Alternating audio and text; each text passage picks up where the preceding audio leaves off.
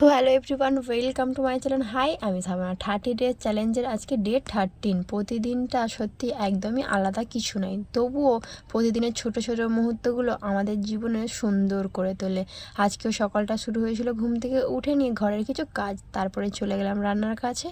আমি রান্না কিছু করিনি, কিন্তু মা রান্না বান্না করেছে। আজকে রান্না বান্নায় ছিল পটল চিংড়ি, লাউ শাক, আর মেয়ের জন্য ভালোবেসে রান্না হয়েছিল বরবটি দিয়ে চিংড়ি। নিজের হাতে মা রান্না করে সকলকে খুবই ভালোবাসে, আর পরিবারের সবাই যদি তৃপ্তি করে খাওয়া যায় তাহলে মায়ের পরিশ্রমটা সত্যি কিছু মনে হয় না। সারাদিনের ক্লান্তিতেও ক্লান্তি বলেই মনে হয় না।